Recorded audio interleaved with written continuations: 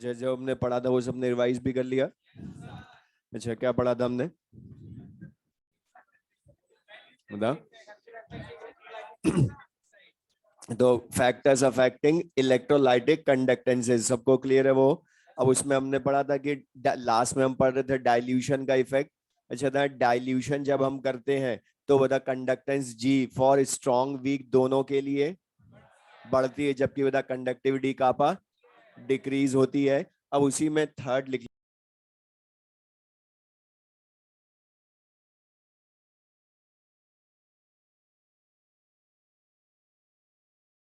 Dilution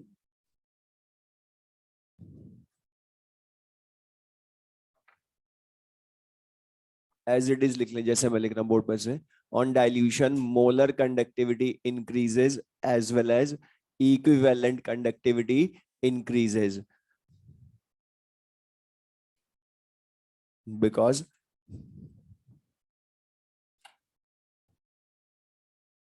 on dilution molar conductivity increases and equivalent conductivity increases because the increase in because the increase in volume of solution increase in volume of solution containing 1 mole or containing 1 mole or 1 equivalent electrolyte 1 mole or 1 equivalent electrolyte is more than the is more than the decrease in is more than the decrease in conductivity is more than the decrease in conductivity। वापस सुन ले। On in dilution molar conductivity increases and equivalent conductivity increases because the increase in volume of solution containing 1 mole or 1 equivalent electrolyte is more than the decrease in conductivity। अच्छा, हमने जो दोनों last वाले term पढ़ी थी conductance जी या conductivity कापा,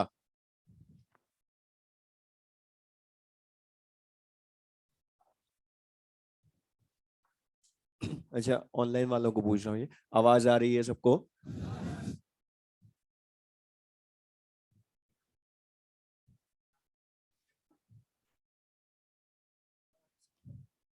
तो अब देख ले ध्यान से और दोनों मत पढ़ो एक साथ, पढ़ एक ही चीज पढ़ो। अब देख ले यहाँ पर, अभी ज्यादा रिवाइज मत करो, जो हम पढ़ा रहा हूँ वो करो बस। तो देख ले ध्यान से यहाँ पर, अब हमने बोला कि on dilution conductivity kappa decrease होती है, कंडक्टेंस जी इंक्रीज होती है, लेकिन मोलर एंड इक्विवेलेंट कंडक्टिविटी भी इंक्रीज होती है। अब जो हमने ये सारा लिखा उसको समझना ध्यान से। अच्छा, हमने बताया लास्ट क्लासेस में डेरिवेशन हमने पढ़ा था मोलर एंड इक्विवेलेंट कंडक्टिविटी का, और उसकी डेफिनेशन के अकॉर्डिंग बता मोलर कंडक्टिविटी 1 मोल इलेक्ट्रोलाइट की कंडक्टेंस को शो करती है ना, जबकि इक्विवेलेंट कंडक्टिविटी 1 इक्विवेलेंट इलेक्ट्रोलाइट की कंडक्टेंस को शो करती है। और उन दोनों की डेफिनेशन से ही हमने ये फॉर्मूला लिखा था सिंपल, मोलर या equivalent conductivity kappa into V centimetre cube. अच्छा था, इसमें जो ये वी होता है ये वॉल्यूम ऑफ सॉल्यूशन पर मोल या पर इक्विवेलेंट होता है ना, मींस 1 मोल या 1 इक्विवेलेंट का वॉल्यूम होता है। अब हमने पढ़ा था लास्ट क्लास में, जो एग्जांपल भी पढ़ा था हमने, जिसमें बोला था कंडक्टिविटी कापा डिक्रीज होती है, तो बता जब हम डाइल्यूशन करते हैं, ध्यान सुनना, ये जब हम किसी इलेक्ट्रोलाइट के सॉल्यूशन को डाइल्यूट करते हैं तो वॉल्यूम ऑफ सॉल्यूशन तो जितने टाइम्स डाइल्यूशन करते हैं उतने टाइम्स ही बढ़ता है। जैसे बता हमने वॉल्यूम को 100 से 200 किया तो वॉल्यूम डबल हुआ था। तो बता वॉल्यूम ऑफ सॉल्यूशन तो जितने टाइम्स डाइल्यूशन करते हैं उतने टाइम्स ही बढ़ता है, लेकिन बता कंडक्टिविटी कापा बढ़ती है या कम होती है? कम होती है। लेकिन बता अगर वॉल्यूम को ट्रिपल करूं तो क्या कंडक्टिविटी 1/3 होगी? ये जरूरी है क्या? हमने बोलता डिक्रीज होती है, लेकिन जितना वॉल्यूम इंक्रीज होता है उतना डिक्रीज नहीं होती है वो। मीनिंग यहाँ पता increase in volume of solution containing 1 मोल या 1 इलेक्ट्रोलाइट ज्यादा होता है, जबकि डिक्रीज इन कंडक्टिविटी कम होती है। तो बता वॉल्यूम ज्यादा बढ़ता है, कंडक्टिविटी कम डिक्रीज होती है, तो नेट इनका मल्टीप्लीकेशन मोलर या इक्विवेलेंट कंडक्टिविटी कम होगी या बढ़ेगी?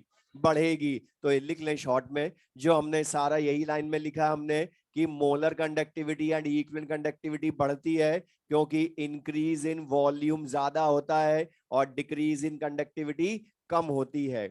तो बताइए ये चीज क्लियर सबको? ये तो जिन स्टूडेंट्स को लग रहा था लास्ट क्लास में कि हमने दो के लिए तो पढ़ लिया डाइल्यूशन का इफेक्ट कंडक्टेंस या कंडक्टिविटी पर, तो मोलर एंड इक्विवेलेंट कंडक्टिविटी पर इफेक्ट भी बता सकते हैं हम।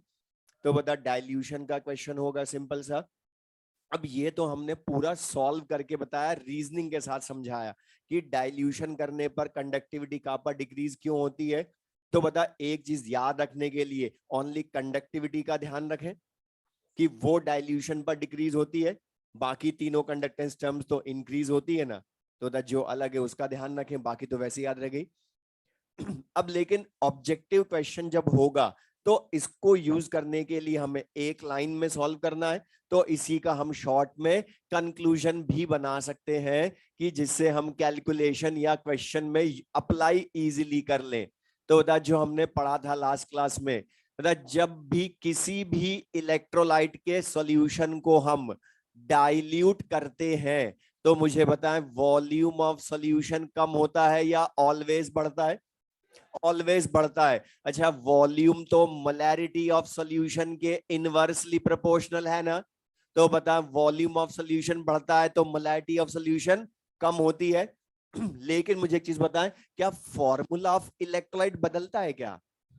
मतलब ऐसा हो सकता है कि हमने लिया तो NaCl लेकिन उसमें डाइल्यूट करने का मतलब पानी मिला मिला के उसको HCl में बदल दिया, मतलब रहेगा तो वो NaCl ही, लेकिन चेंज क्या होगी? कंसंट्रेशन। मतलब इलेक्ट्रोलाइट सेम रहेगा बट कंसंट्रेशन चेंज होगी सॉल्यूशन की, तो मोलैरिटी ऑफ सॉल्यूशन डिक्रीज होगा। तो बता इससे कंडक्टेंस G की वैल्यू बढ़ती है, लिख भी ले साथ में, मोलर कंडक्टिविटी बढ़ती है एंड इक्विवेलेंट कंडक्टिविटी भी बढ़ती है। लेकिन बताओ डिक्रीज कौन होती है? कंडक्टिविटी कापा डिक्रीज होती है। तो बता शॉर्ट में हमें एक लाइन में यूज करना हो क्वेश्चन में डाइल्यूशन को, तो बता हम इस तरह से यूज कर लेंगे इसको।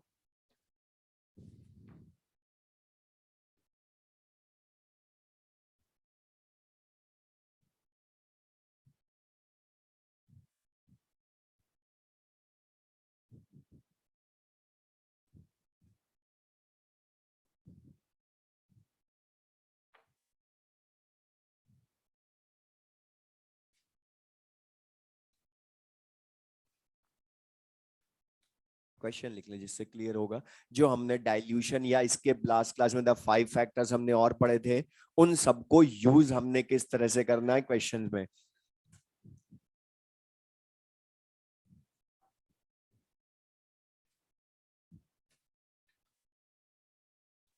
लिख लें question, which of the following solutions which of the following solutions which of the following solutions has maximum conductivity? Which of the following solutions has maximum conductivity? Options लिख लें बोर्ड पर से।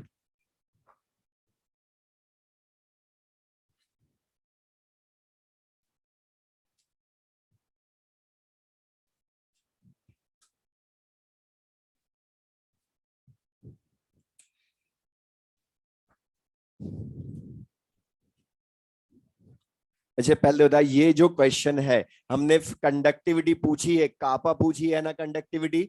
अब कंडक्टिविटी पूछी है लेकिन बता ये कौन से फैक्टर से करेंगे? आपने बोल दिया लास्ट क्लास में किस तरह से फैक्टर्स को यूज करोगे। अच्छा मुझे पहले तो बता यहाँ पर फॉर्मूला ऑफ इलेक्ट्रोलाइट डिफरेंट है या सेम है? तो बता सेम फॉर्मूला ऑफ इलेक्ट्रोलाइट है तो नेचर चेक करोगे क्या पहले? मतलब सब सेम ही इलेक्ट्रोलाइट है ना, तो अब यहाँ क्या देखो क्या चेंज करी उसने? कंसंट्रेशन। तो ये ध्यान रखना अगर सेम इलेक्ट्रोलाइट हो बट कंसंट्रेशन डिफरेंट हो सॉल्यूशन की, तो बता वो किसका क्वेश्चन होता है? डाइल्यूशन का। अभी मैंने पूछा भी था कि डाइल्यूशन से फॉर्मूला चेंज होता है क्या? नहीं होता, लेकिन क्या चेंज होती है? Molarity of solution, concentration change होती है ना। तो ये ध्यान रखना। अभी कुछ स्टूडेंट डाइल्यूशन का क्वेश्चन हम आइडेंटिफाई कैसे करते हैं, ये इसमें कुछ को कंफ्यूजन होता है। तो मैं बोल रहा हूं सिंपल सी चीज, सबसे पहले चेक करना कि इलेक्ट्रोलाइट सेम है या डिफरेंट है। अगर इलेक्ट्रोलाइट सेम हो but concentration of solutions are different, तो वो क्वेश्चन किसका होगा? डाइल्यूशन का। और बता डाइल्यूशन में लेकिन कंडक्टेंस अलग अलग हुई, तो बता चारों कंडक्टेंस टर्म पर डाइल्यूशन का इफेक्ट अलग अलग तरह से चेक करते हो। अब लेकिन बता तुम्हें मोलैरिटी से कंडक्टिविटी चेक करनी है ना, तो यहां तुम ध्यान से देखोगे तो बता क्या हो रहा है कि जब डाइल्यूशन करते हैं तो मोलैरिटी ऑफ सॉल्यूशन डिक्रीज होती है, तो बताओ कंडक्टिविटी कापा भी तो डिक्रीज ही हो रही है ना यहाँ पर। मतलब बता इसका क्या मीनिंग हो गया कि जिस सॉल्यूशन की मोलैरिटी कम होती है बता उसकी कंडक्टिविटी भी कम होती है। तो बता उल्टा भी तो बोल सकता हूं, जिसकी मोलैरिटी ज्यादा होती है तो उसकी कंडक्टिविटी भी ज्यादा होगी।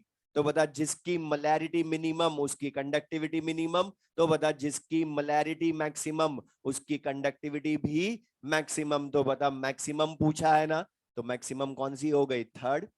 अच्छा लेकिन तब मैं इसी क्वेश्चन में अगर कंडक्टेंस जी या मोलर कंडक्टिविटी या इक्विवेलेंट कंडक्टिविटी पूछूं तो बता जिसकी मोलैरिटी मिनिमम, इसी कंक्लूजन को हमने बोला ये एक लाइन जो है ये हमने यूज करना सीख लिया, हम डायरेक्ट कर लेंगे क्वेश्चन। अब बता मोलैरिटी जिसकी सबसे कम उसकी ये तीनों वैल्यू सबसे ज्यादा है ना।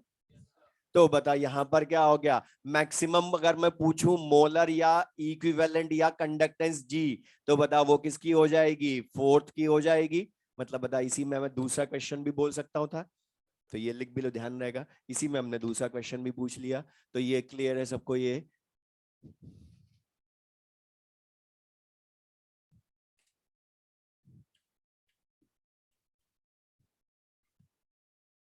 नेक्स्ट लिखे विच ऑफ द फॉलोइंग, विच, अगर मैंने इसी क्वेश्चन में मैक्सिमम कंडक्टिविटी की जगह मैक्सिमम इक्विवेलेंट कंडक्टिविटी पूछ लूं या मोलर पूछ लूं या कंडक्टेंस जी पूछूं, तो बता जिसकी मोलैरिटी कम उसकी कंडक्टिविटी कम, लेकिन बाकी तीनों तो बढ़ती है ना उसी कंक्लूजन से। तो बता मैक्सिमम, ये अगर मैं इन तीनों में से पूछूं तो आंसर फोर्थ हो जाता। ठीक है, क्वेश्चन लिख लें next. Which of the following solutions has, which of the following solutions has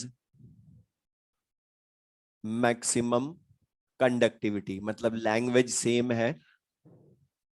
which of the following solutions has maximum conductivity? Options लिख लें बोर्ड पर से।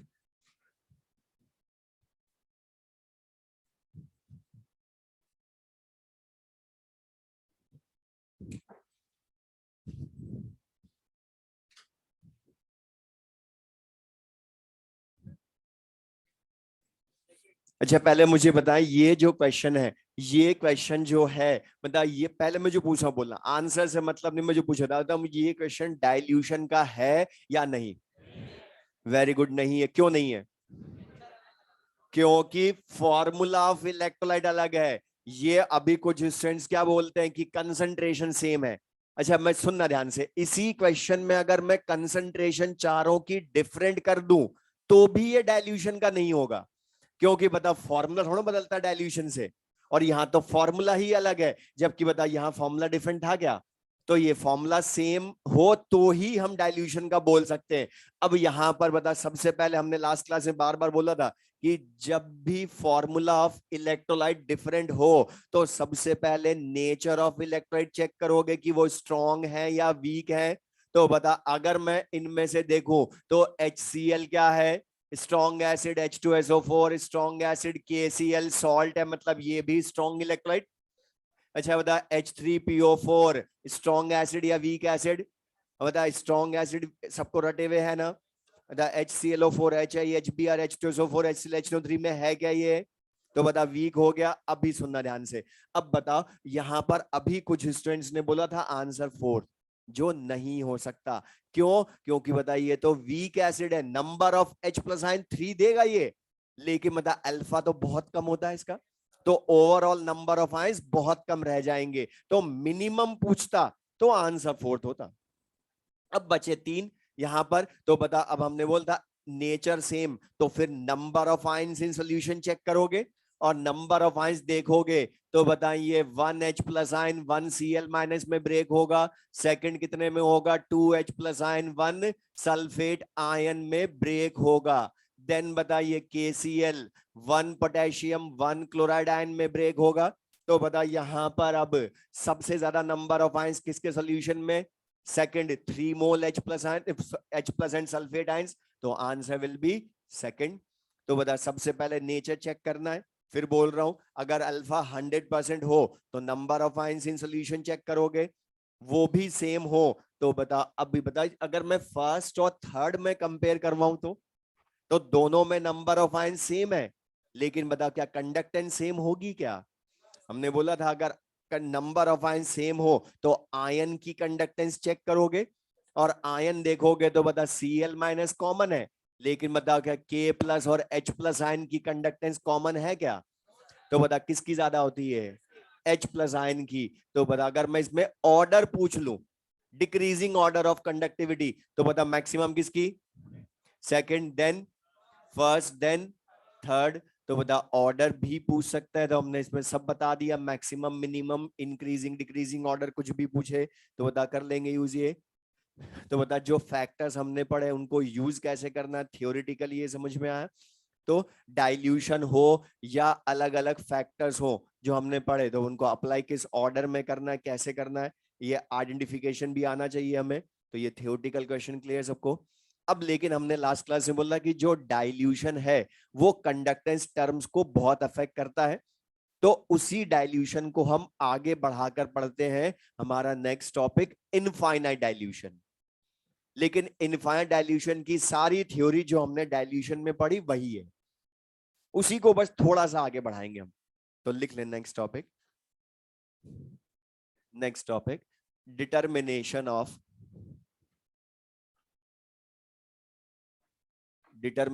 Of molar conductivity, determination of molar conductivity of strong electrolytes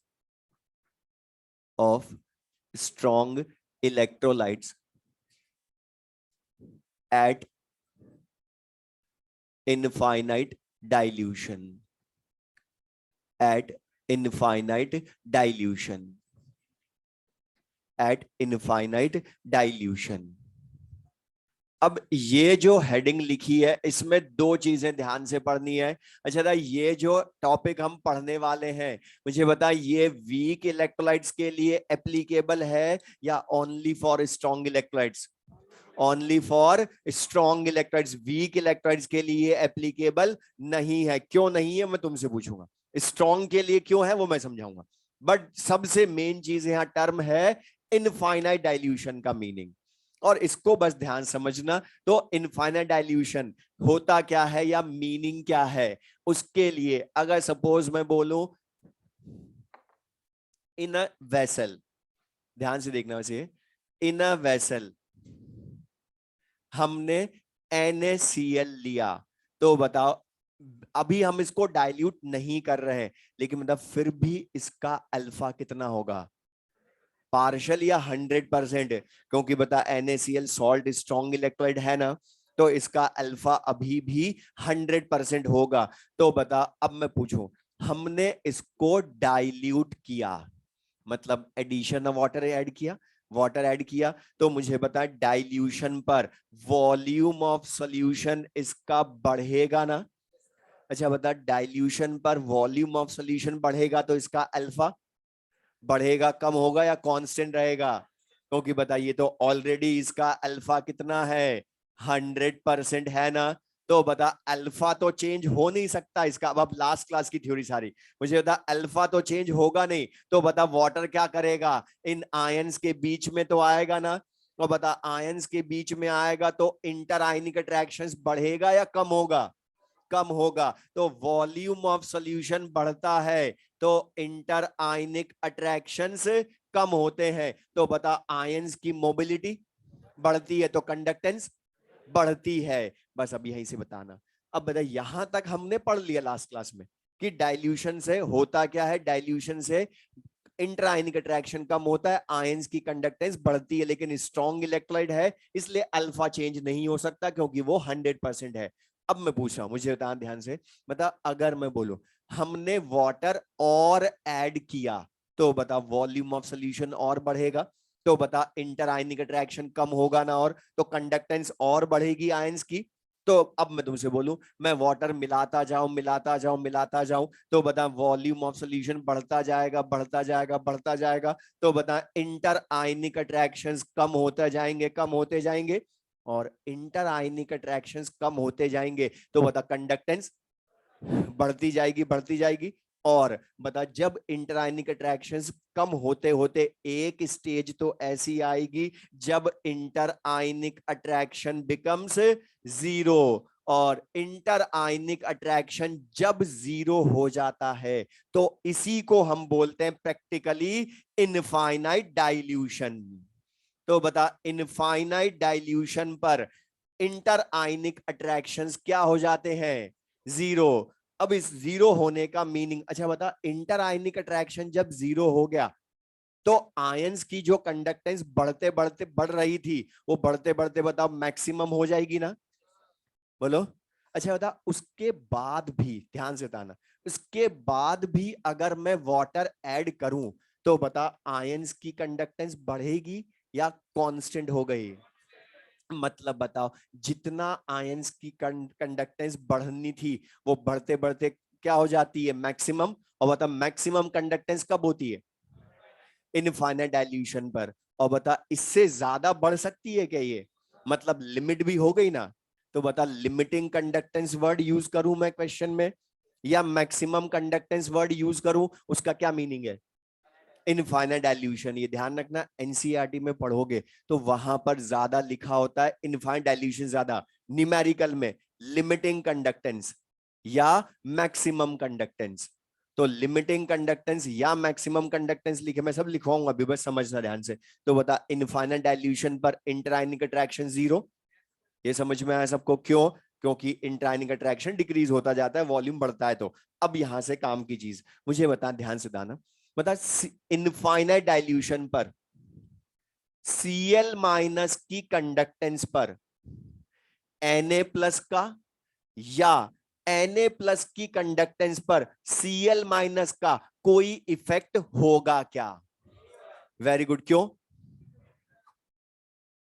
क्योंकि infinite dilution पर इंटरआयनिक attraction become zero. बता attraction ही तो affect करता ना एक दूसरे की कंडक्टेंस को, जब उनमें बता अट्रैक्शन ही नहीं बचा तो बता एक आयन का दूसरे पर कोई इफेक्ट होगा क्या। तो बता इनफाइनाइट डाइल्यूशन पर तभी तो बोलते हो कंडक्टेंस मैक्सिमम होकर कांस्टेंट हो जाती है।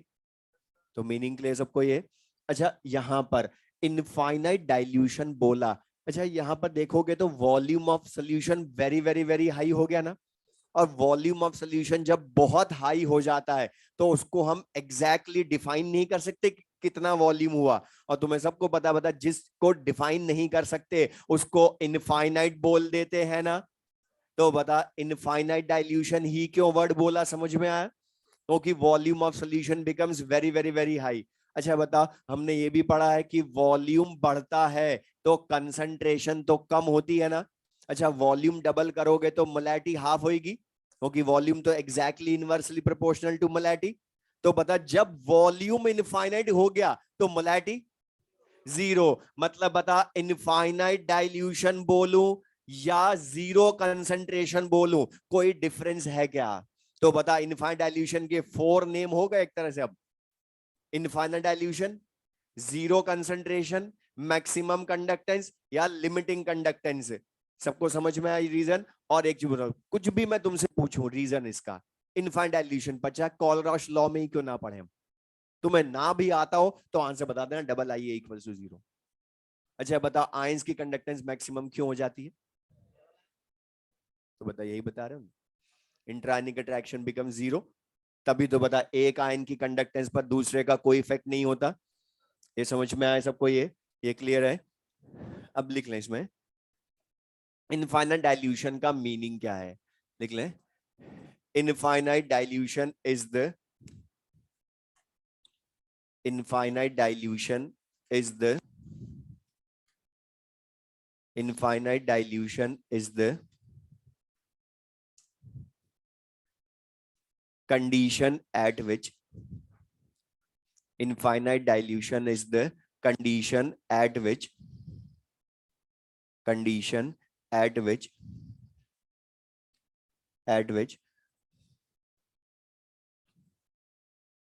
double IA equals to 0, double IA equals to 0, and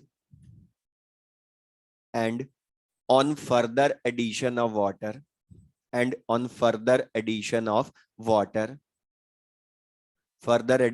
water, no change in conductances occur, no change in conductances occur।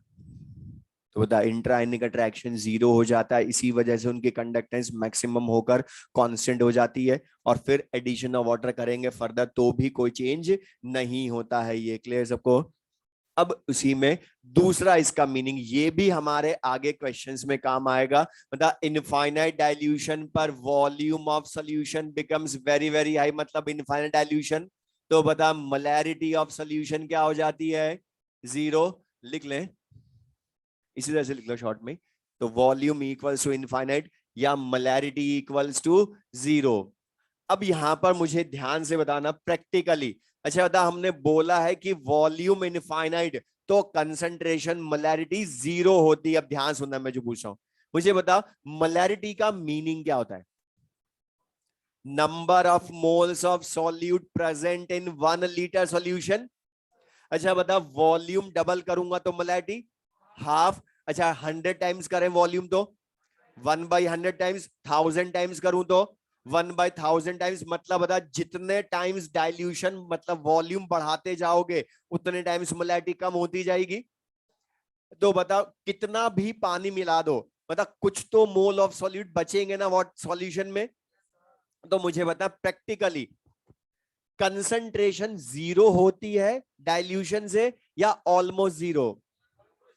क्योंकि तुम खुद सोचो, बता अगर मैं कितना भी पानी मिला दूं तो क्या पानी मिला मिला के NaCl गायब हो जाएगा क्या इसमें से? मतलब मोलैरिटी 0 का मतलब क्या है? NaCl रहा ही नहीं इसमें, उसके मोल 0 हो गए। बट बता प्रैक्टिकली 0 या ऑलमोस्ट 0? ओके बता, मैं 10,000 टाइम्स वॉल्यूम बढ़ा दूंगा तो भी मोलैरिटी 1/10,000 टाइम्स, कुछ तो मोल बचेंगे ना थोड़े से तो बता हम हाइपोथेटिकली 0 कंसंट्रेशन बोलते हैं। क्यों? क्योंकि वॉल्यूम इनफाइनाइट बोला तो मोलैरिटी को 0 बोलना ही पड़ेगा, क्योंकि वॉल्यूम का इनवर्स ही तो होती है ना मोलैरिटी। और जब वॉल्यूम इनफाइनाइट बोल रहा हूं तो मोलैरिटी 0 बोलनी पड़ेगी। लेकिन बता एग्जैक्टली 0 या almost 0?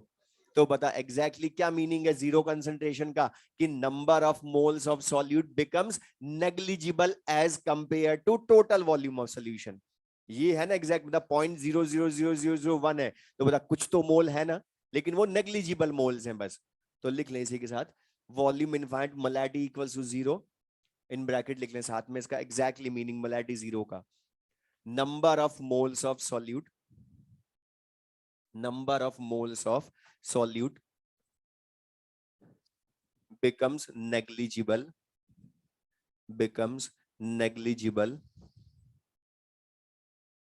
as compared to total volume of solution,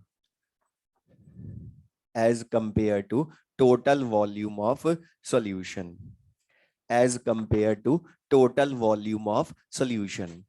अब देख लें आप ध्यान से, या नेक्स्ट पॉइंट लिख लें, फिर मैं बताऊंगा। नेक्स्ट पॉइंट लिख लें, the molar conductivity of the molar conductivity of strong electrolytes, the molar conductivity of strong electrolytes at infinite dilution, at infinite dilution can be determined,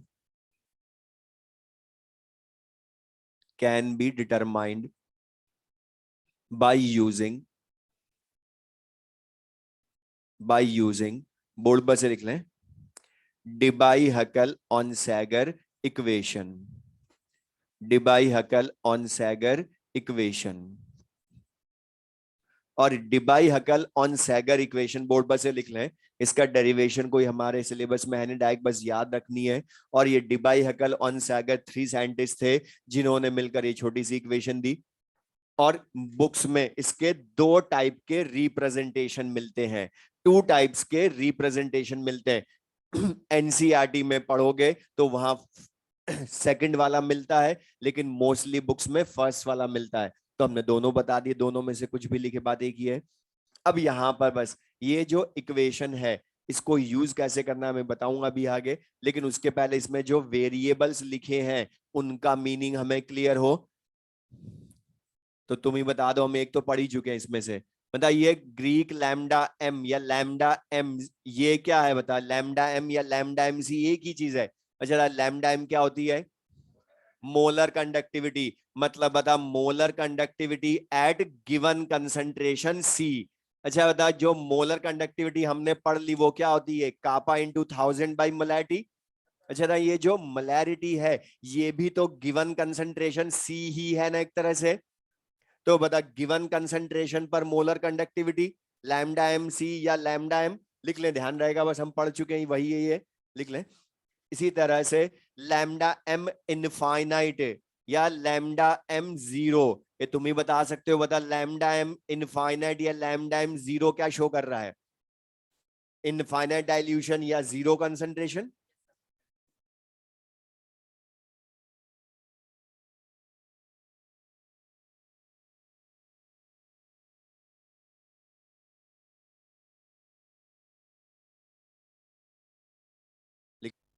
लिख ले molar conductivity eight infinite dilution, at infinite dilution or at zero concentration, or at zero concentration, or limiting or maximum molar conductivity, molar conductivity at infinite dilution or at zero concentration or limiting or maximum molar conductivity। तो बता चारों में से कुछ भी name बोल सकता है, और न्यूमेरिकल में लास्ट वाले दोनों नेम ज्यादा मिलेंगे इनके लिए। तो ये क्लियर सबको, ये इसी में लिख लें। अच्छा था ये कैपिटल सी क्या है? कंसंट्रेशन ऑफ सॉल्यूशन, लेकिन किसमें? नॉर्मेलिटी या मोलैरिटी? बता ये मोलैरिटी ही तो है ना एक तरह से सी, तो लिख लें सी concentration of solution in molarity, concentration of solution in molarity, concentration of solution in molarity, capital A और कैपिटल बी लिख लें। Debye-Huckel-Onsager constants, Debye-Huckel-Onsager constants, capital A और कैपिटल बी Debye-Huckel-Onsager कांस्टेंट्स। अब यहां पर सुना, ये जो वेरिएबल्स हमने बोले इन ये Debye-Huckel-Onsager इक्वेशन का क्वेश्चन पहले मैं बोल रहा हूं सुन ले। इसका जो एम्स में क्वेश्चन आया था उसने 4 इक्वेशंस लिख कर दी थी इस तरह से, और पूछा था by which of the following equation we can find molar conductivity at infinite dilution of strong electrolytes. तो उसमें एक इक्वेशन थी ये सेकंड वाली। तो बता बिल्कुल सिंपल सा क्वेश्चन डायरेक्ट टिक करना था, लेकिन अगर न्यूमेरिकल मिले, वैसे तो बहुत कम मिलता है, लेकिन अगर न्यूमेरिकल मिले तो वो क्या मिलेगा, सुन ले ध्यान से, मैं क्वेश्चन ही बोल रहा हूं। जैसे बता तुम्हें मैं किसी सॉल्यूशन की कंसंट्रेशन मतलब मोलैरिटी दे दूं, कंडक्टिविटी कापा दे दूं, और बोलूं और कांस्टेंट की वैल्यू भी दे दूं, और बोलूं eight infinite dilution molar conductivity लाएं, तो बता ला सकते हो ना बहुत इजीली। इनफाइनाइट डाइल्यूशन पर लाना है तो बता molar conductivity kappa into 1000/m से ले आओगे, कांस्टेंट ए या बी वो खुद देगा, तो बता इक्वेशन बस हमें ध्यान होगी तो क्वेश्चन सिंपल सा होगा, कर लेंगे यूज इसको ये। तो बताइए हमने बोला इनफाइनाइट डाइल्यूशन पर, लेकिन अब हमारा जो मेन टॉपिक था, ये जो पढ़ा हमने, बताइए इनफाइनाइट डाइल्यूशन पर मोलर कंडक्टिविटी फाइंड करने के लिए है ना। तो इन्होंने डिबाई हकल ऑन सैगर ने ये ग्राफ प्लॉट कर ले, फिर मैं समझा रहा हूं इसको ये कैसे लाए।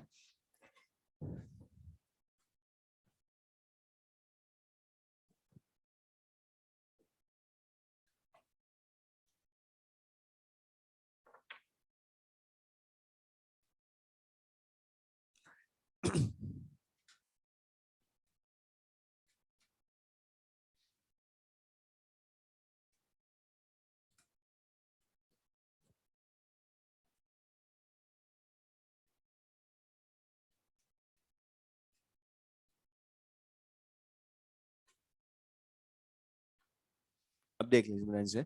तो इसमें यहां पर इन्होंने डिबाई हकल ऑन सैगर ने यहां पर ग्राफ प्लॉट किया एक्सपेरिमेंटली, मतलब एक्सपेरिमेंट किए बहुत सारे, और ये दो कर्व्स ऑब्टेन किए, और इन्होंने एक्सपेरिमेंट करने के लिए इलेक्ट्रोलाइट लिए थे दो, केसीएल एंड एसिडिक एसिड। और केसीएल क्या है, स्ट्रॉन्ग इलेक्ट्रोलाइट सॉल्ट है इसलिए, और एसिडिक एसिड वीक एसिड इसलिए वीक इलेक्ट्रोलाइट। तो इन्होंने एक्सपेरिमेंट किया मोलर कंडक्टिविटी और रूट सी का ग्राफ ऑब्टेंड किया।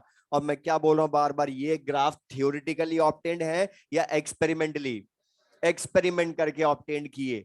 अब लेकिन इसको हम समझा सकते हैं कि ग्राफ ऐसे क्यों आए, इतना वेरिएशन क्यों है मोलर कंडक्टिविटी का विद कंसंट्रेशन। अच्छा था, रूट सी को मैं C raise to the power half भी लिख सकता हूं ना। तो यहां पर देखोगे तो लेफ्ट टू राइट जा रहे हैं हम एक्स एक्सिस पर, तो कंसंट्रेशन बढ़ रही है, जबकि वाई एक्सिस पर बॉटम टू टॉप जा रहे हैं, तो बता मोलर कंडक्टिविटी बढ़ रही है। लेकिन बता कंसंट्रेशन लेफ्ट टू राइट जाने पर बढ़ रही है एक्स एक्सिस पर, तो बता ओरिजिन पर कंसंट्रेशन कितनी है, हाँ बोलो, जीरो कंसंट्रेशन। और बता जीरो कंसंट्रेशन को ही क्या बोल सकते हो, इनफाइनाइट डाइल्यूशन भी बोल सकते हैं ना। तो बता इनफाइनाइट डाइल्यूशन बोलूं या जीरो कंसंट्रेशन बोलूं, कोई डिफरेंस है क्या। तो बता जो हमारा टॉपिक है वो ग्राफ में दिखना चाहिए ना, इनफाइनाइट डाइल्यूशन। तो इनफाइनाइट डाइल्यूशन कौन सा पॉइंट है, जीरो कंसंट्रेशन या ओरिजिन पर। अब यहां पर ये ग्राफ ऐसे क्यों आए, ये मैं तुमसे पूछ रहा हूं। अच्छा बता, right to left, left to right आ रहे हो तो कंसंट्रेशन बढ़ रही है, तो बता वॉल्यूम, बोलो, लेफ्ट टू राइट आने पर वॉल्यूम क्या हो रहा है, कम हो रहा है। मतलब बता अगर मैं इसको राइट टू लेफ्ट देखूं, ग्राफ को ध्यान से देखना, राइट टू लेफ्ट देखूं तो बता वॉल्यूम बढ़ रहा है, कंसंट्रेशन कम हो रही है। तो यहां तुम ध्यान से देखो, बता सेम कंसंट्रेशन पर, और बता मैं बहुत आगे देख रहा हूं ना, कंसंट्रेशन मतलब हाई कंसंट्रेशन या लो वॉल्यूम, बात एक ही है। तो हाई कंसंट्रेशन पर तुम देखोगे तो केसीएल की मोलर कंडक्टिविटी वाई एक्सिस पर, एसिडिक एसिड की मोलर कंडक्टिविटी वाई एक्सिस पर बहुत ज्यादा है ना, केसीएल की बहुत ज्यादा, एसिडिक एसिड की बहुत कम है, सेम कंसंट्रेशन पर। क्यों, क्योंकि इनका अल्फा 100% होता है केसीएल का, जबकि एसिडिक एसिड का पार्शल बहुत कम होता है, 5% या उससे भी कम। अब लेकिन बता, जब हम केसीएल की मोलर कंडक्टिविटी, अब मैं इसको डाइल्यूट करूं, मतलब डाइल्यूट करने का मतलब क्या, वॉल्यूम बढ़ाऊंगा, मतलब कंसंट्रेशन कम करूंगा। तो राइट टू लेफ्ट देखना, तो बता राइट टू लेफ्ट देखोगे तो जब डाइल्यूशन करते हैं तो बता केसीएल की मोलर कंडक्टिविटी में बहुत ज्यादा इफेक्ट हुआ क्या। वाई एक्सिस पर देखना, ये मत देख लेना, मतलब वैल्यू तो वाई एक्सिस पर है ना मोलर कंडक्टिविटी की, तो बता पहले इतनी थी अब थोड़ा सा बढ़ी हुई, कम बढ़ी ना बहुत, जबकि बता वीक में बहुत ज्यादा बढ़ गई। क्यों, अच्छा बता वीक इलेक्ट्रोलाइट में डाइल्यूशन करते हैं तो वॉल्यूम बढ़ता है, तो अल्फा बढ़ता है ना, alpha directly proportional to root V. तो बता पहले बहुत कम था अल्फा, इसलिए नंबर ऑफ आयंस कम, इसलिए कंडक्टेंस कम। लेकिन बता जब डाइल्यूशन करते जाएंगे तो अल्फा बढ़ता जाएगा, नंबर ऑफ आयंस बढ़ेंगे तो मोलर कंडक्टिविटी बढ़ेगी ना, इसलिए बता यहाँ डिफरेंस बहुत ज्यादा हुआ, जबकि स्ट्रॉन्ग में बहुत ज्यादा नहीं हुआ क्योंकि उनका अल्फा चेंज नहीं होता, वो तो ऑलरेडी 100% डिसोसिएटेड होते हैं। तो बता ये क्लियर है। अब लेकिन एक और चीज जो मैंने अभी समझाई थी तुमसे, सबको ध्यान है, सबने हाँ भी किया था। अच्छा बता, यहां पर मोलर कंडक्टिविटी और दोनों की, चाहे केसीएल हो चाहे एसिटिक एसिड हो, दोनों की मोलर कंडक्टिविटी का कर्व बता जीरो कंसंट्रेशन तक पहुंचा या पहले ही रुक गया? क्यों?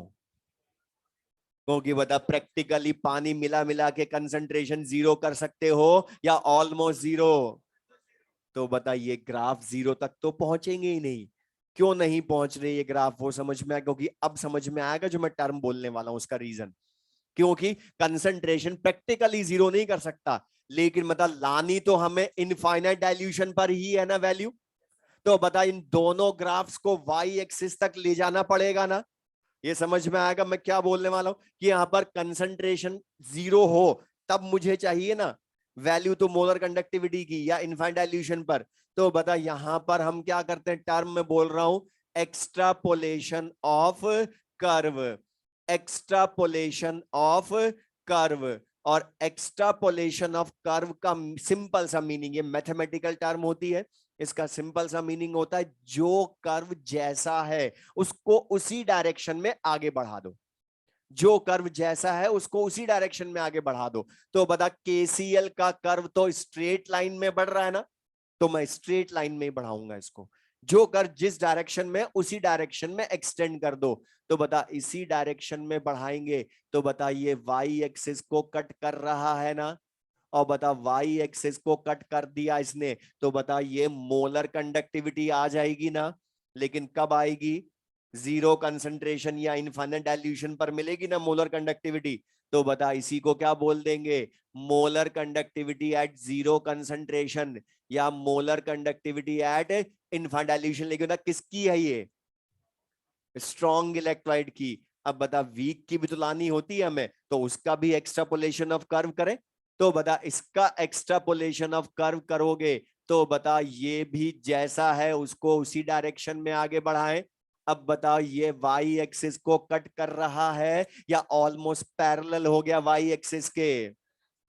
तो बता by the extrapolation of curve of weak electrolyte lambda m infinite या लैम्डाम जीरो ला सकते हैं क्या?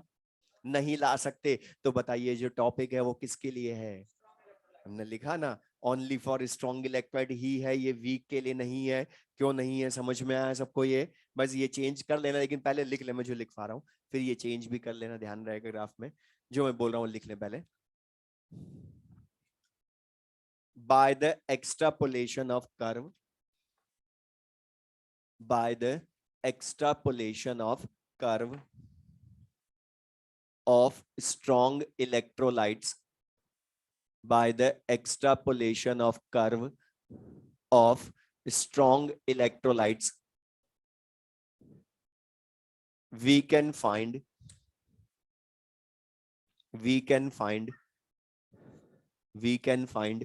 its lambda infinite.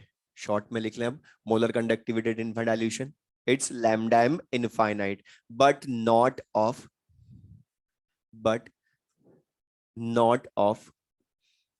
weak electrolytes, but not of weak electrolytes. तो बताइए क्लियर सबको ये कि स्ट्रॉन्ग इलेक्ट्रोलाइट की तो molar conductivity at infinite dilution extrapolation of curve से फाइंड कर सकते हैं उसके, लेकिन वीक के लिए फाइंड नहीं कर सकते। और ये जो स्टेटमेंट, अब सुन ले इसका क्वेश्चन आईआईटी में जो आया था, ये जो मैंने लाइन लिखवाई अभी लास्ट में, ये एनसीईआरटी की एज इट इज लाइन है, एनसीईआरटी की एज इट इज लाइन है। और उसने इतना सा क्वेश्चन पूछा था, which of the following statement is correct, और उसमें एक ऑप्शन था we can find lambda infinite of weak electrolyte by the extrapolation of its curve, दूसरा था of strong electrolyte by the extrapolation of its curve. तो बताओ strong electrolyte वाला correct था ना। तो बताइए क्लियर सबको ये। अब ये तो हमने पढ़ी डिबाई हकल ऑन सैगर इक्वेशन, लेकिन बता इस डिबाई हकल ऑन सैगर इक्वेशन की लिमिटेशन है ना, कि ये applicable only for strong electrolyte है, वीक के लिए एप्लीकेबल नहीं है। लेकिन मतलब फाइंड तो हमें दोनों की करनी होती है, एट इनफाइनाइट डाइल्यूशन या जीरो कंसंट्रेशन। तो अब दोनों को फाइंड किसकी हेल्प से करते हैं हम? तो हम करते हैं हमारे नेक्स्ट टॉपिक जो कि बहुत इजी बहुत इंपॉर्टेंट है, वो है कॉलराश लॉ। लिख लें कॉलराश law.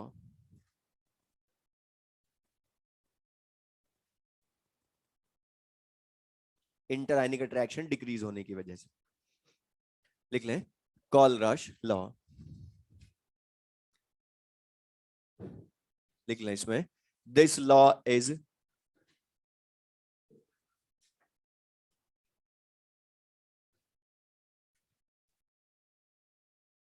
this law is applicable, this law is applicable for both, this law is applicable for both strong and weak electrolytes, for both strong and weak electrolytes at infinite dilution, at infinite dilution or at zero concentration, at infinite dilution or at zero concentration. Next point लिखें according to this, according मत लिखना। next point at infinite dilution, at infinite dilution both strong and weak electrolytes,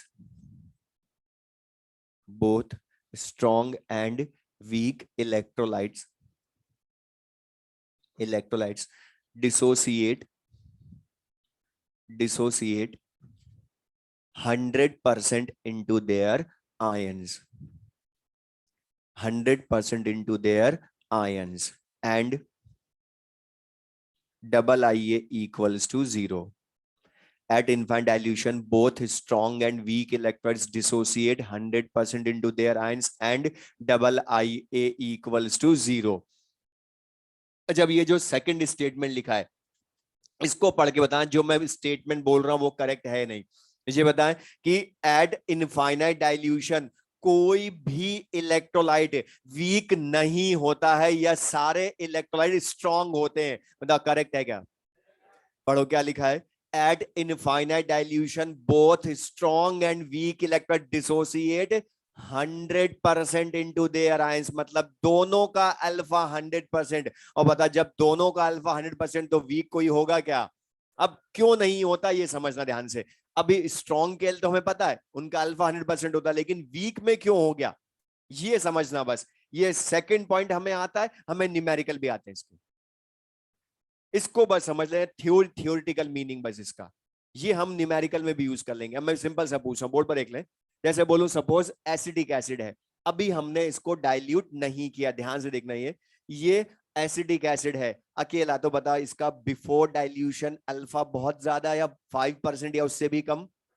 बहुत कम होता है ना। तो मैंने मान लिया समझाने के लिए, अज्यूम कर रहा हूं 5% है, तो 5% ही आयन है ना अभी। तो बता मोलर कंडक्टिविटी अभी बहुत कम होगी ना। अब मैं बोल रहा हूं तुमसे ध्यान से, लास्ट क्लास की थ्योरी से बताना। बता जब हम इस वीक एसिड के सॉल्यूशन को डाइल्यूट करेंगे तो बता डाइल्यूट करने पर वॉल्यूम ऑफ सॉल्यूशन बढ़ेगा। तो मुझे बता इसका अल्फा यही रहेगा या बढ़ेगा?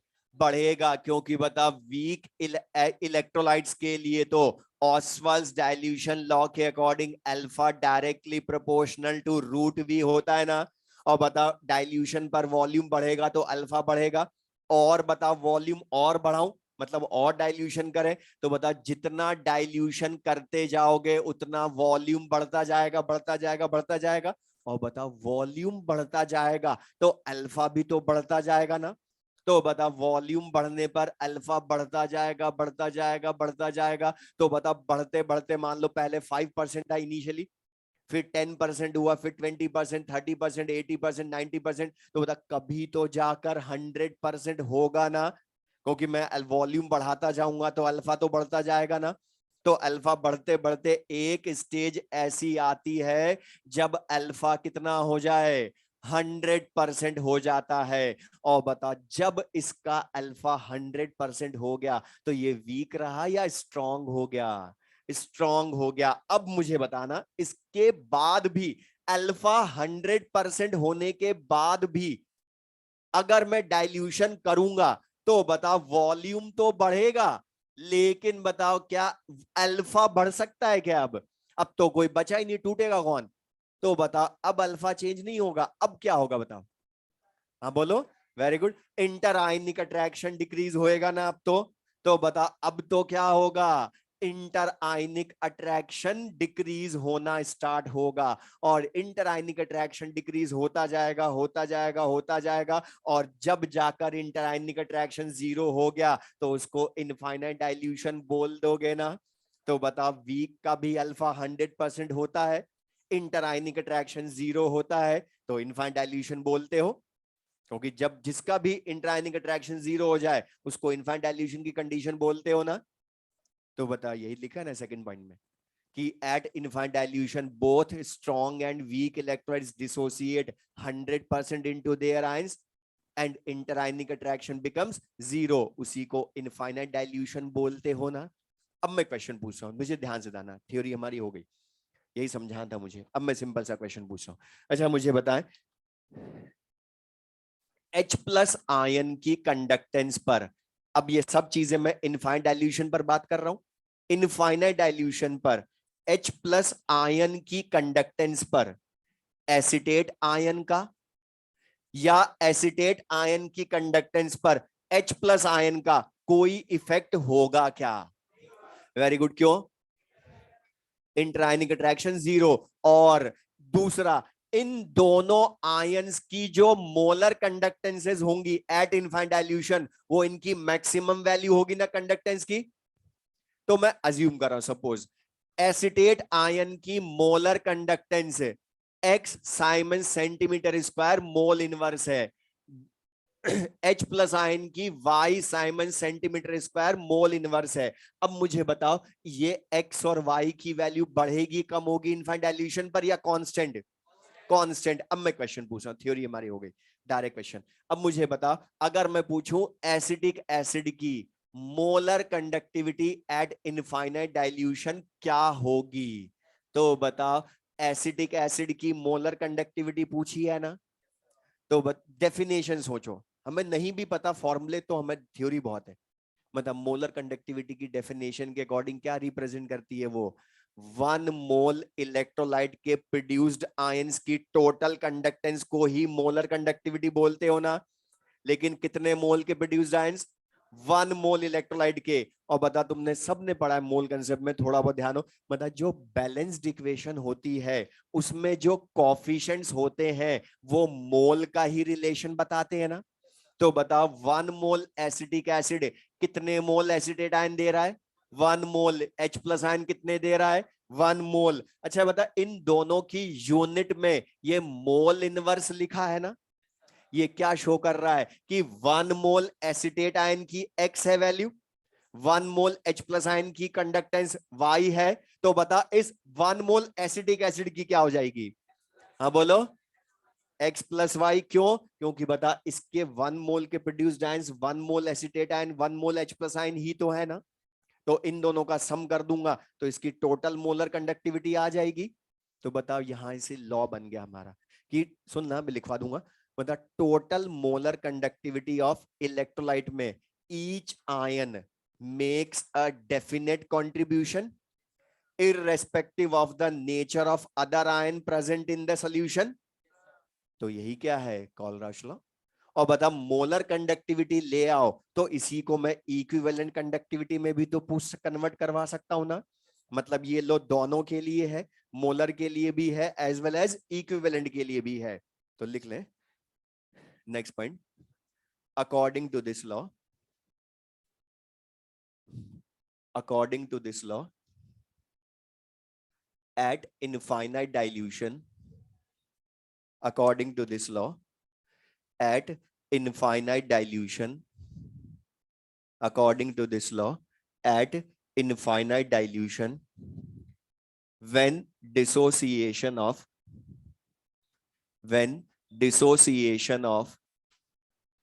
electrolyte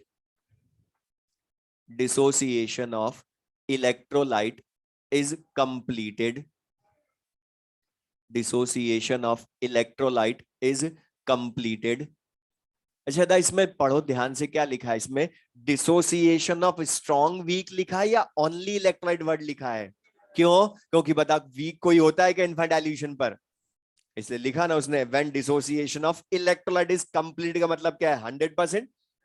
तो वापस सुन ले, according to this law, at infinite dilution, when dissociation of electrolyte is completed, then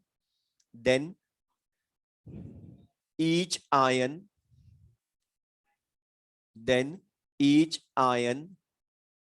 makes a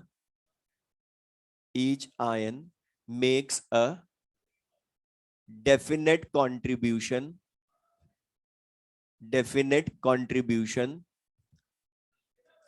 to the total molar conductivity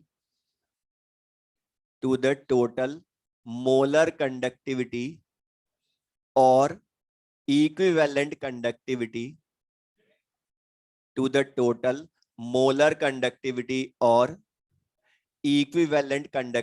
of electrolyte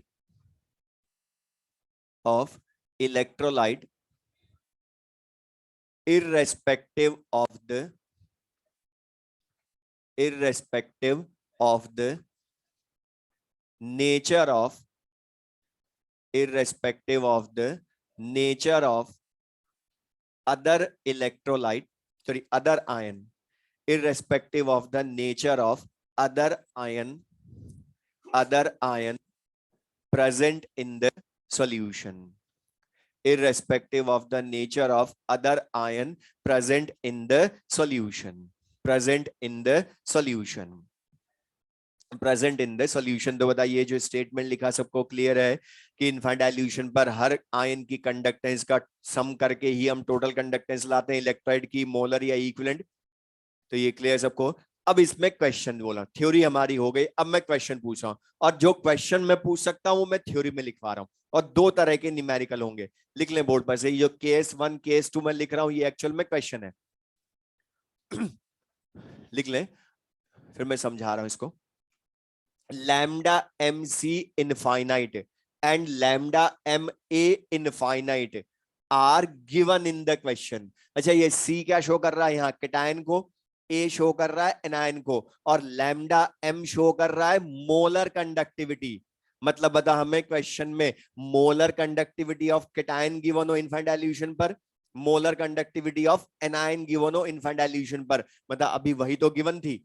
ये x क्या शो कर रही है? बता, मोलर कंडक्टिविटी ऑफ एनायन ही तो है ना ये x, H प्लस की y है, ये क्या है? कैटायन की तो दे रहा है ना हमें क्वेश्चन में। तो बता, वही चीज यहां पर मैं थ्योरी में लिखवा रहा हूं, बस लैंग्वेज में। तो कैटायन एनायन की मोलर कंडक्टिविटी गिवन हो और पूरे इलेक्ट्रोलाइट की भी molar conductivity at infinite dilution पूछी हो, मतलब AX/BY इलेक्ट्रोलाइट मान रहा हूं कोई मैं, जनरल इलेक्ट्रोलाइट। जैसे अभी एसिडिक एसिड की पूछी थी पूरे की, तो मैंने आपकी किसकी पूछ ली? AX/BY की। तो अब एक चीज ध्यान रखना,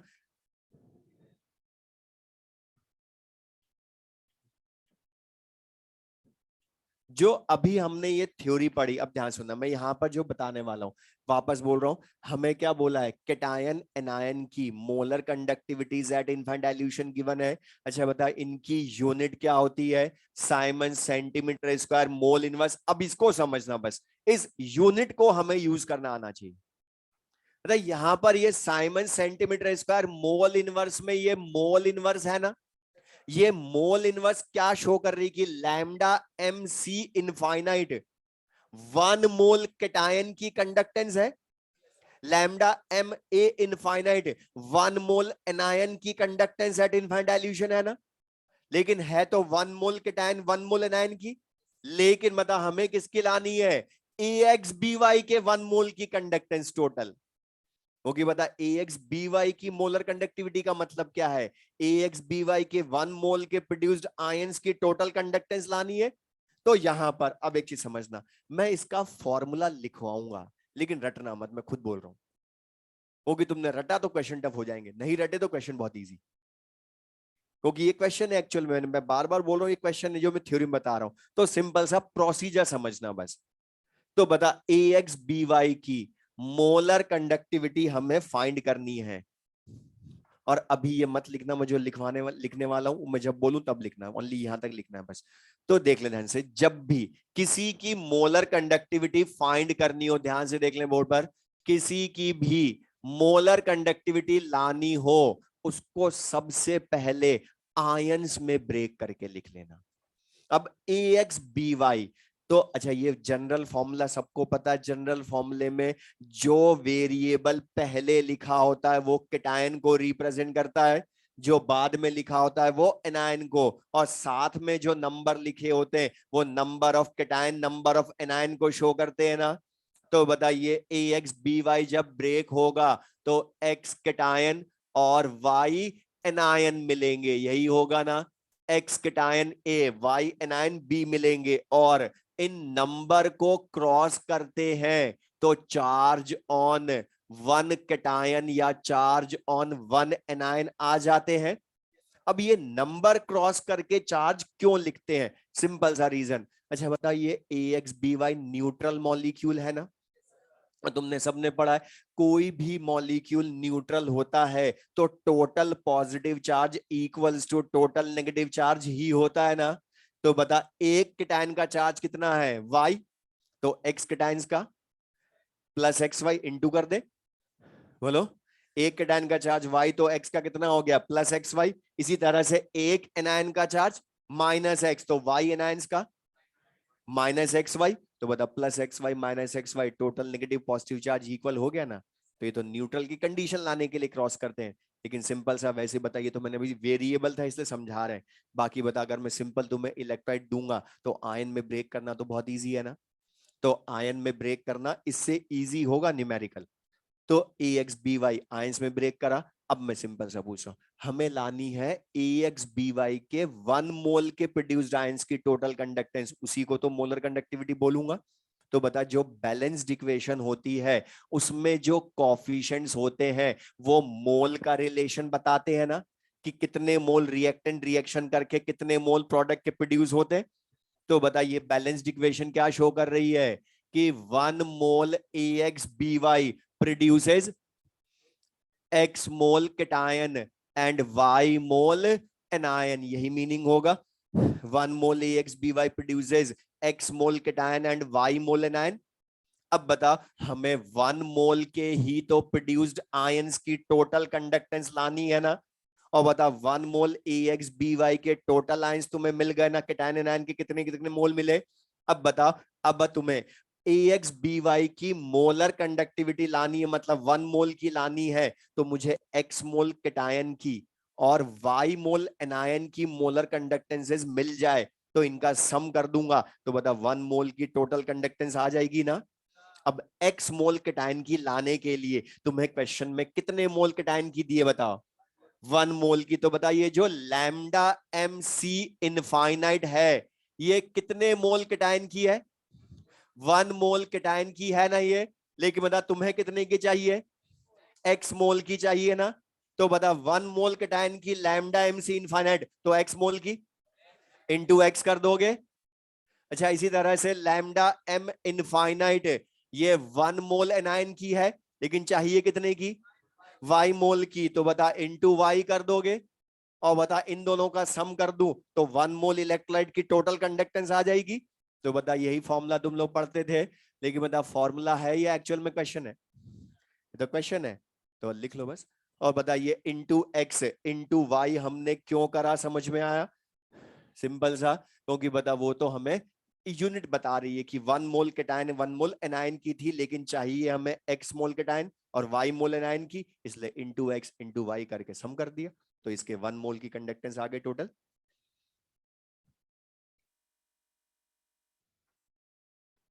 ये अभी मत लिखना, मुझे इसमें एक और चीज चेंज करना है, ये लिख लें और सेकंड केस भी लिख लें, फिर मैं उसको समझा रहा हूं एक साथ।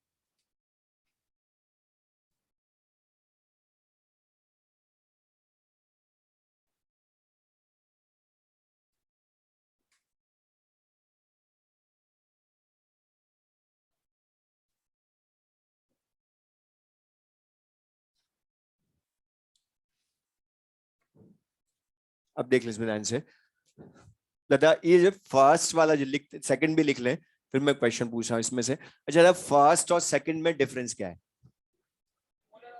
पूरा बोलना, आधा अधूरा नहीं।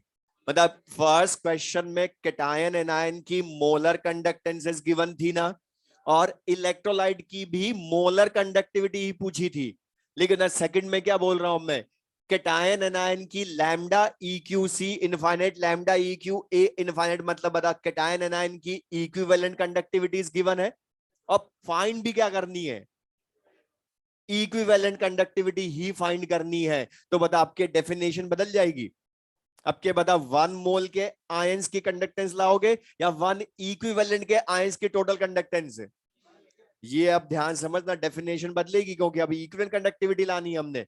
लेकिन यहां पर बहुत अच्छा है कि वो कैटायन एनायन की इक्विवेलेंट कंडक्टिविटी दे और इक्विवेलेंट कंडक्टिविटी पूछे, क्योंकि उसमें एक्स और Y number of cation anion का कुछ यूज नहीं है। डायरेक्ट सम कर दो, इक्विवेलेंट कंडक्टिविटी ऑफ इलेक्ट्रोलाइट आ जाएगी। लिख लो, समझा रहा हूं मैं क्यों इंटू एक्स इंटू वाई करने की जरूरत नहीं पड़ी।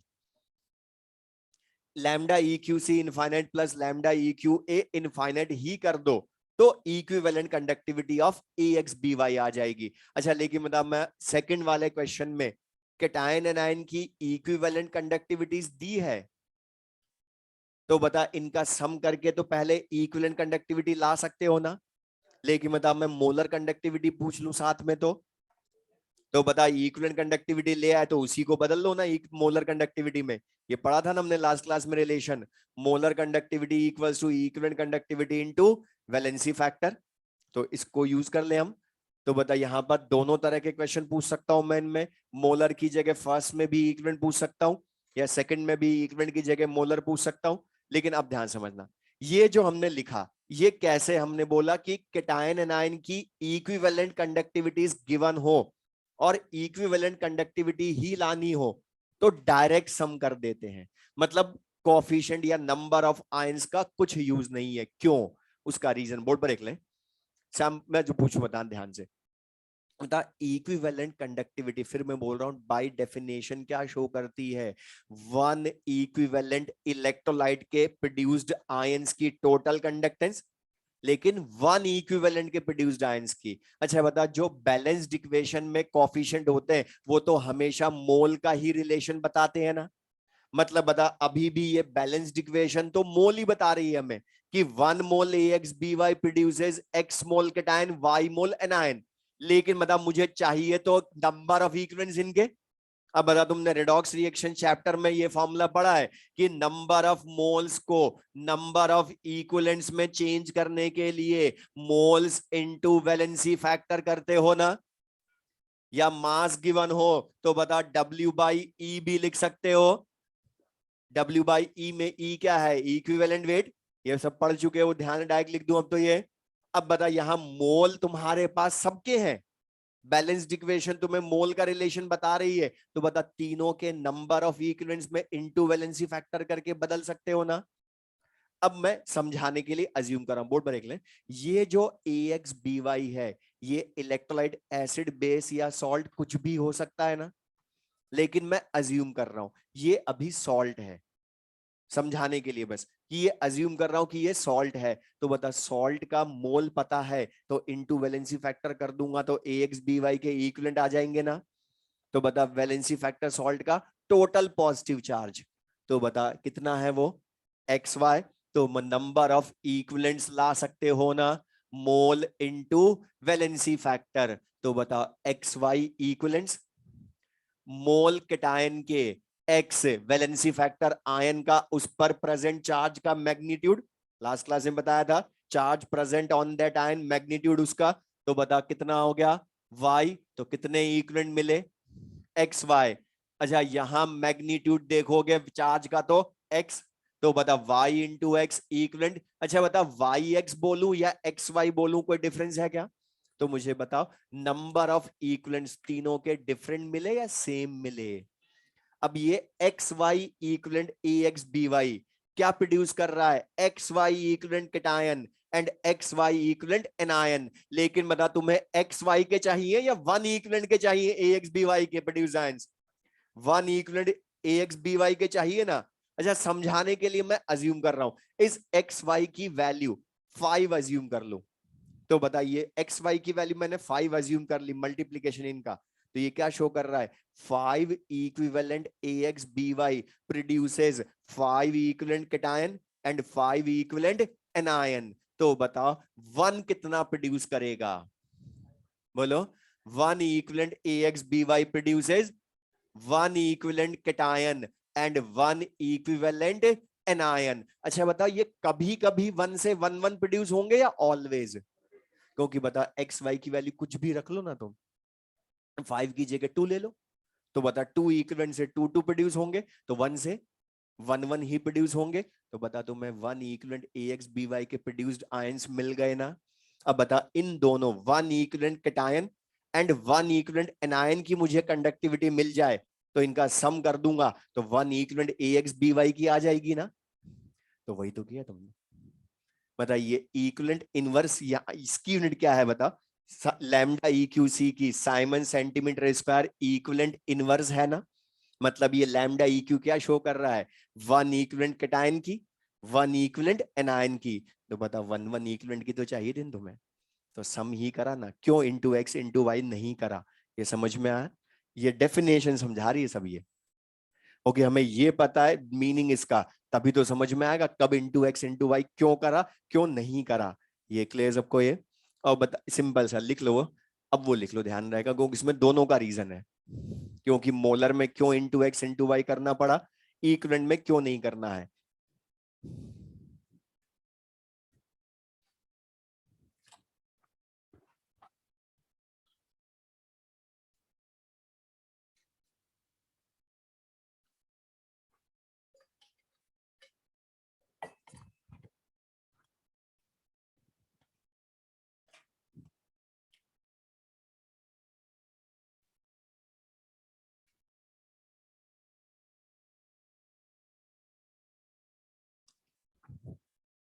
अच्छा, लिखते लिखते बता दो जरा, मैं अगर क्वेश्चन में, सेकंड वाले क्वेश्चन में equivalent conductivity of cation anion दे दूं और मोलर कंडक्टिविटी पूछूं इलेक्ट्रोलाइट की, तो बता पहले मोलर लाओगे पहले इक्विवेलेंट ही लाओगे? क्योंकि बता, इक्विवेलेंट तो डायरेक्ट सम करके आ जाएगी ना, तो उसको बदल लो ना वैलेंसी फैक्टर मल्टीप्लाई करके मोलर में। तो एक चीज में बोला, अगर आयन की मोलर कंडक्टिविटी गिवन हो, चाहे वो इक्विवेलेंट कंडक्टिविटी पूछे, तो भी molar conductivity of ions given हो तो पहले मोलर ही लाना, क्योंकि जो गिवन होती है उससे वही लाना ज्यादा इजी है। और बता, फिर इस रिलेशन को यूज करो ना जो हमने पहले पढ़ चुके। तो बताइए, क्लियर सबको ये? तो बता, यहां पर ये सबको क्लियर है। तो कॉलरॉश लॉ सिंपल सा है कि each ion makes a definite contribution to the total molar conductivity और इक्विवेलेंट कंडक्टिविटी। तो बताइए मीनिंग, और ये यूनिट जो हमने लिखी ये क्लियर है सबको? अब लेकिन एक चीज सुनना, ये जो दोनों क्वेश्चन मैंने अभी बताए ये बहुत इजी मैंने खुद ने करे। क्यों? क्योंकि मैं खुद बोल रहा हूं हर बार कि तुम्हें कैटायन एनायन की मोलर कंडक्टिविटीज गिवन है या इक्विवेलेंट कंडक्टिविटीज गिवन है। लेकिन क्वेश्चन ऐसा नहीं बोलता है, या बहुत रेयरली बोलेगा वो डायरेक्ट की मोलर या इक्विवेलेंट कंडक्टिविटी ऑफ आयंस है। वो तुम्हें वर्ड लिखेगा मैक्सिमम कंडक्टिविटीज ऑफ आयंस या लिमिटिंग आयनिक कंडक्टिविटीज। तो बता फिर कैसे डिसाइड करोगे? आयनिक कंडक्टिविटी तो दो तरह की होती है, मोलर या इक्विवेलेंट। उसने लिखा नहीं तो वो क्या लिखेगा साथ में? यूनिट लिखेगा ना। तो मैं तुम्हें बोला ना, यूनिट बहुत इंपॉर्टेंट है। तो ये जो मैंने अंडरलाइन किया ना, ये नहीं कि मुझे अच्छा लग रहा था लर्न करना, ये हमें चेक करनी है यही चीज कि वो इक्विवेलेंट इनवर्स लिखा है या मोल इनवर्स लिखा है, तभी डिसाइड कर पाएंगे कि वो मोलर है या इक्विवेलेंट है।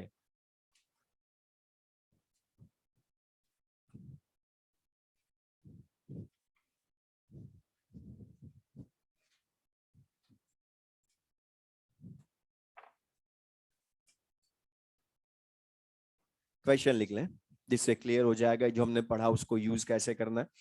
तो लिख लें, the limiting ionic conductivities of, the limiting ionic conductivities of,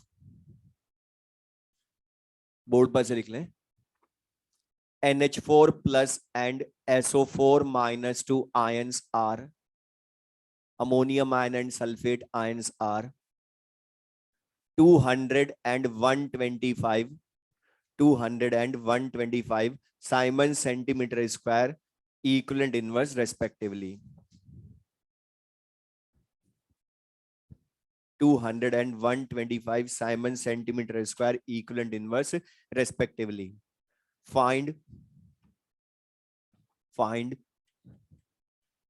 molar and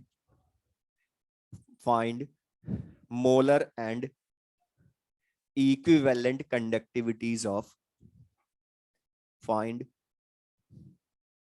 molar and equivalent conductivities of ammonium sulfate,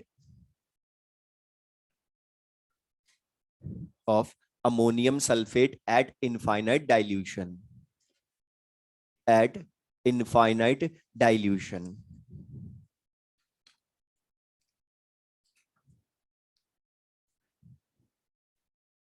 अच्छा था, इनफाइनाइट डाइल्यूशन बोला, आयंस की कंडक्टेंस दी, लेकिन बता आयनिक कंडक्टिविटीज लिखा है, लेकिन कौन सी है वो डायरेक्ट नहीं लिखा। तो बता कौन सी है ये?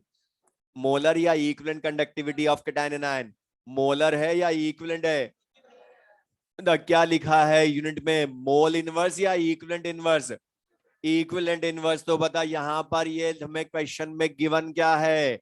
Lambda EQC infinite and lambda EQA infinite given है ना। अब बता, उसने पूछी दोनों है, molar as well as equivalent conductivities, लेकिन बता पहले मोलर लाओगे पहले इक्विवेलेंट लाओगे? होगी बता, जो गिवन हो उससे वही लाना ज्यादा इजी है ना। और बता ये तो और इजी, डायरेक्ट सम करो। तो बता डायरेक्ट सम करोगे तो 200 प्लस 125, तो answer will be 325 Simon centimetre square equivalent inverse. और यहां जो इक्विवेलेंट इनवर्स में ये पर इक्विवेलेंट है, बता ये 1 इक्विवेलेंट अमोनियम सल्फेट के रेस्पेक्ट में है।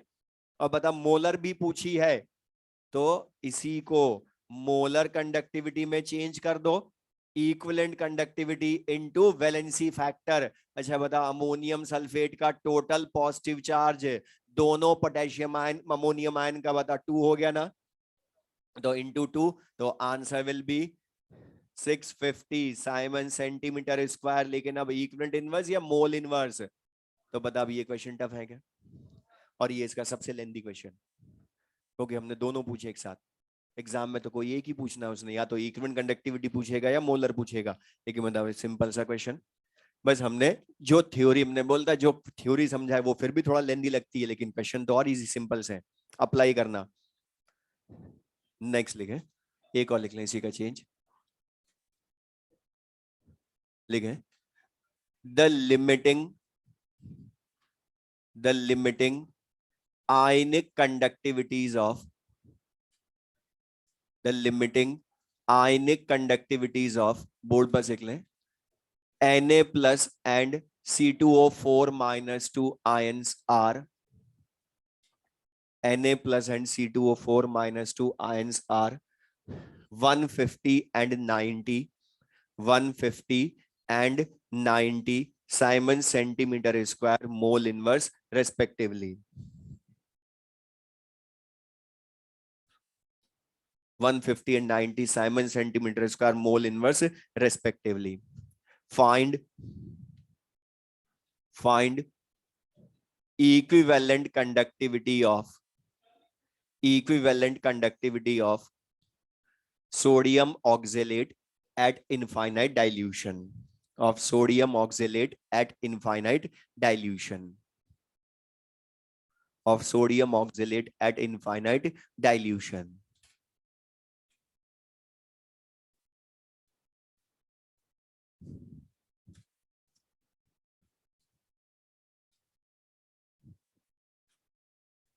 चला अब क्या गिवन है? इक्विवेलेंट गिवन है आयंस की या मोलर?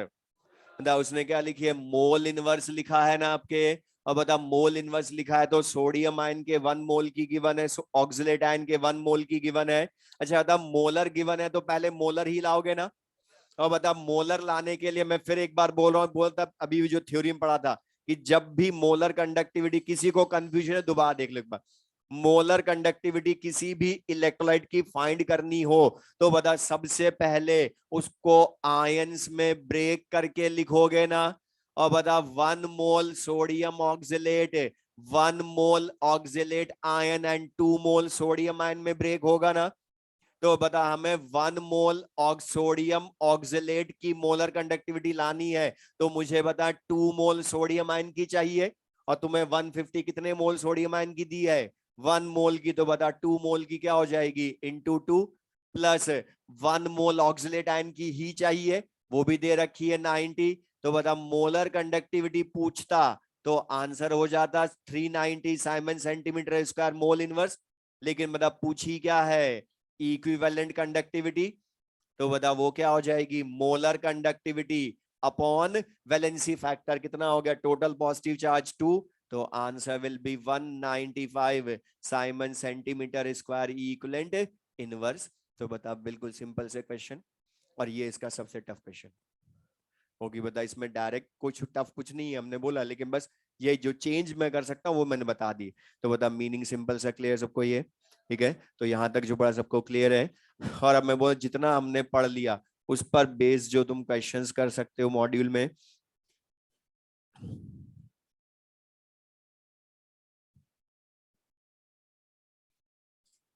ठीक है, बाकी फिर हम नेक्स्ट क्लास में पढ़ेंगे।